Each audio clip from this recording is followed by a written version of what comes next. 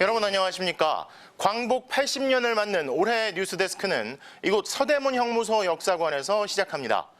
일제강점기부터 1987년 민주화까지 대한민국과 민주주의를 억압하는 세력은 이곳에 독립운동가들과 민주화 인사들을 가두고 국민을 억압했지만 결국 승리한 건 국민들이었습니다.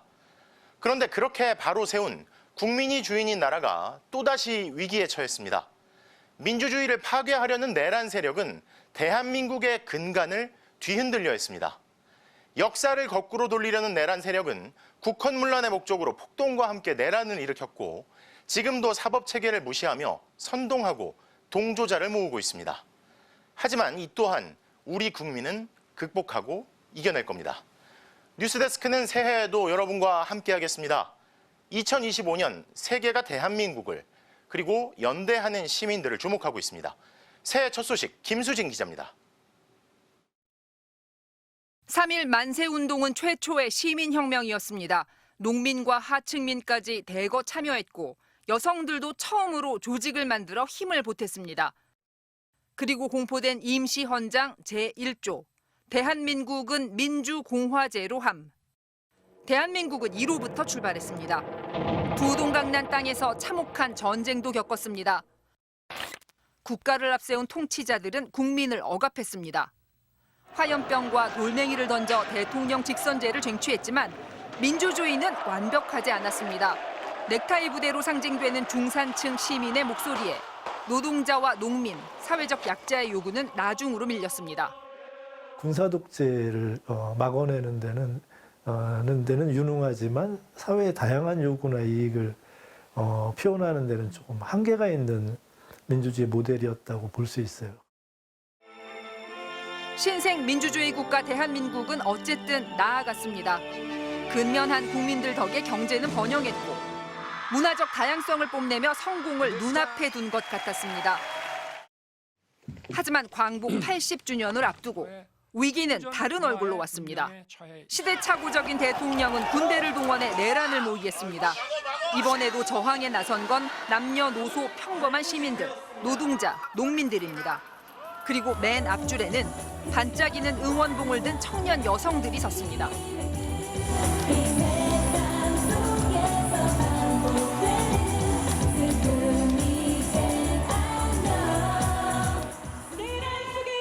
이 흐름의 끝이 어디일지 세계도 한국을 보고 있습니다. Just like the world is watching Korean cultural products, people are paying attention. People are really rooting for you as a country and saying, "Hey, you got this. You'll get through it." And you will. The Korean people have shown themselves to be very resilient and willing to do what needs to be done. 하지만 사람들은 여전히 두려워합니다.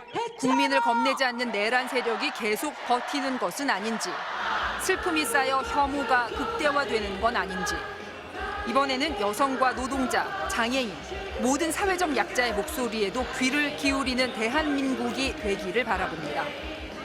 방관자나 비주류가 아니라 주체, 하위 주체로서 자신의 목소리를 내고 어떤 각성하고 그리고 사회 민주주의를 이끌어가는 데 대단히 중요한 책임과 권리를 갖고 있다. 그런 의식을 더 갖게 되는 그런 계기도 될 거라고 생각합니다.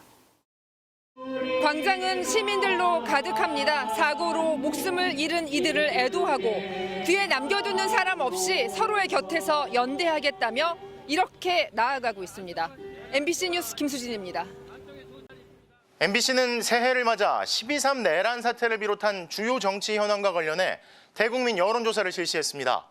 내란 우두머리 피의자를 감싸는 내란 세력과 극우적인 동조자들이 한 달 가까이 선동을 지속하고 있음에도 불구하고 응답자의 69%가 비상계엄은 내란죄에 해당한다고 판단했고 64%는 윤 대통령을 즉각 체포해 구속해야 한다고 답했습니다. 부산, 울산, 경남 지역에서도 내란죄라는 응답과 즉각 체포 구속해야 한다는 응답이 크게 높았습니다. 손하늘 기자가 보도합니다. 비상계엄을 선포합니다. 12월 3일 밤 대통령이 비상계엄을 선포했습니다. 일체의 정치 활동을 금지했고 국회에는 계엄군을 투입했습니다. 막어! 뭘 끊는 거야? 윤석열 대통령은 계엄이 합헌합법이라는 주장을 굽히지 않습니다. 대통령의 헌법적 결단이자 통치 행위가 어떻게 내란이 될 수 있습니까? 윤 대통령의 이번 비상계엄령 선포를 두고 어느 입장에 더 공감하는지 물었습니다.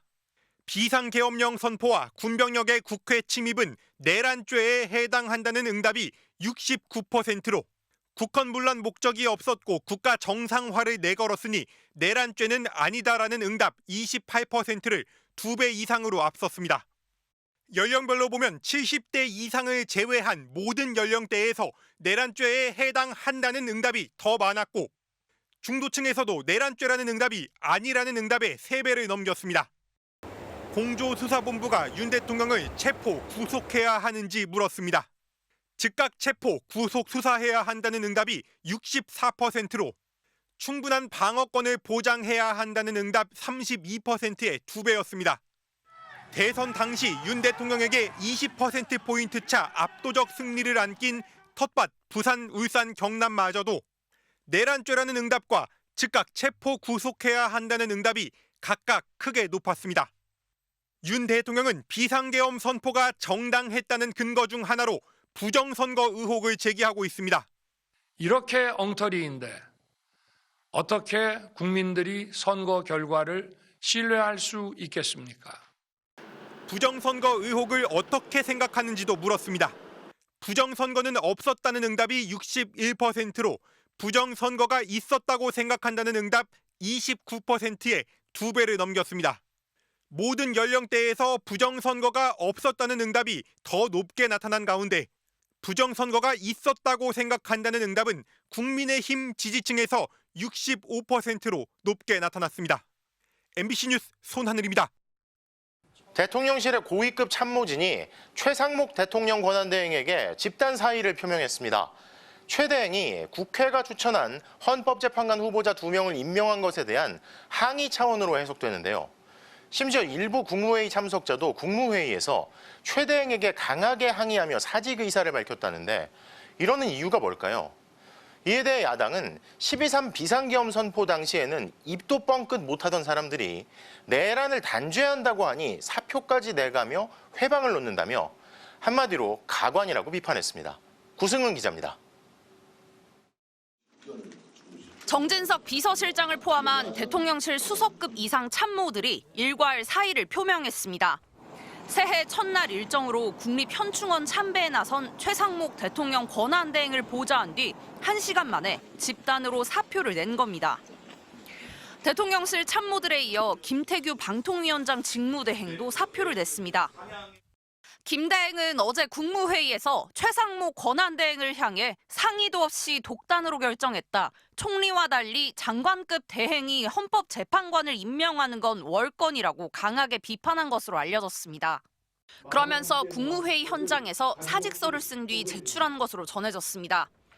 최상목 권한대행이 헌법재판관 2명을 임명하면서 윤석열 대통령 탄핵 가능성이 높아지자 그동안 방탄에 나섰던 인사들이 집단으로 반기를 들고 있는 겁니다.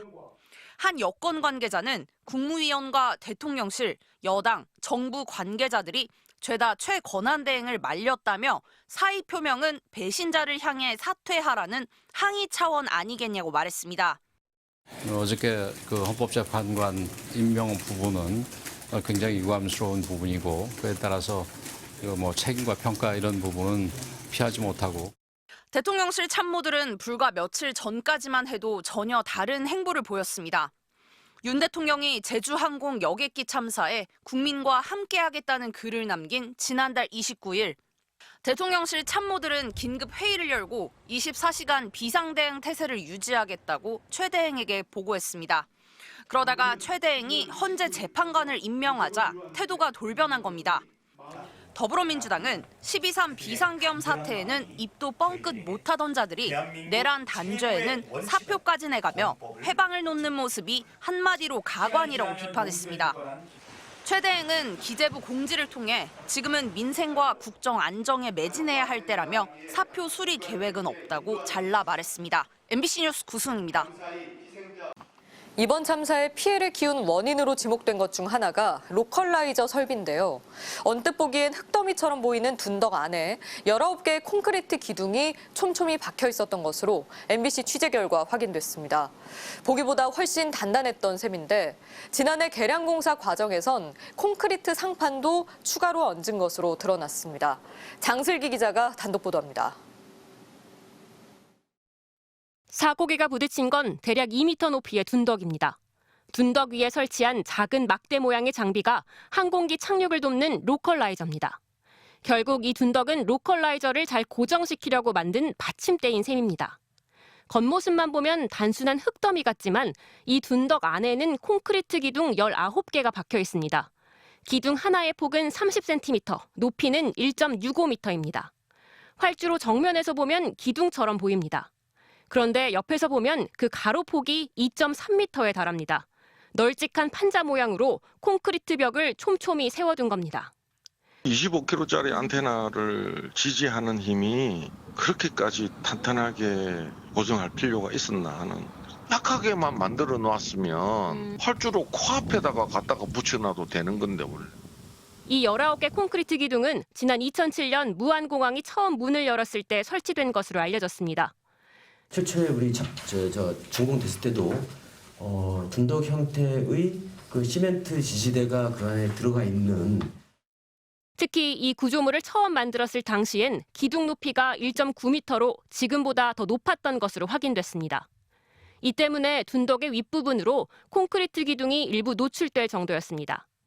그런데 지난 2023년 이 구조물 개량 공사가 이뤄집니다. 내구 연한이 지나면서 19개 기둥을 각각 25cm씩 잘라낸 뒤 그 위에는 콘크리트 상판을 얹었습니다. 새로 생긴 이 콘크리트 상판은 가로 42m, 세로 4.2m, 두께는 30cm였습니다. 게다가 이 네모난 상판의 둘레에는 에워싸듯 콘크리트를 더 갖다 붙였습니다. 안전성 이런 것들 그런 이유 때문에 그렇게 보강을 한 걸로 알고 있습니다. 이 때문에 로컬라이저는 확실히 고정됐지만 콘크리트 둔덕은 장벽처럼 단단해졌습니다. 국토부 지침을 보면 로컬라이저를 세울 지지대로는 연약한 지반을 선택하고 지표면과 같은 높이로 하라고 돼 있습니다. 이에 대해 국토부는 경사가 있는 활주로에 지반 높이를 맞추려다 보니 둔덕을 설치할 수밖에 없었다고 해명했습니다. MBC 뉴스 장슬기입니다. 대통령실의 고위급 참모진이 최상목 대통령 권한대행에게 집단 사의를 표명했습니다. 최 대행이 국회가 추천한 헌법재판관 후보자 2명을 임명한 것에 대한 항의 차원으로 해석되는데요. 심지어 일부 국무회의 참석자도 국무회의에서 최 대행에게 강하게 항의하며 사직 의사를 밝혔다는데 이러는 이유가 뭘까요? 이에 대해 야당은 12.3 비상계엄 선포 당시에는 입도 뻥끗 못하던 사람들이 내란을 단죄한다고 하니 사표까지 내가며 회방을 놓는다며 한마디로 가관이라고 비판했습니다. 구승은 기자입니다. 정진석 비서실장을 포함한 대통령실 수석급 이상 참모들이 일괄 사의를 표명했습니다. 새해 첫날 일정으로 국립현충원 참배에 나선 최상목 대통령 권한대행을 보좌한 뒤 1시간 만에 집단으로 사표를 낸 겁니다. 대통령실 참모들에 이어 김태규 방통위원장 직무대행도 사표를 냈습니다. 김 대행은 어제 국무회의에서 최상목 권한대행을 향해 상의도 없이 독단으로 결정했다. 총리와 달리 장관급 대행이 헌법재판관을 임명하는 건 월권이라고 강하게 비판한 것으로 알려졌습니다. 그러면서 국무회의 현장에서 사직서를 쓴 뒤 제출한 것으로 전해졌습니다.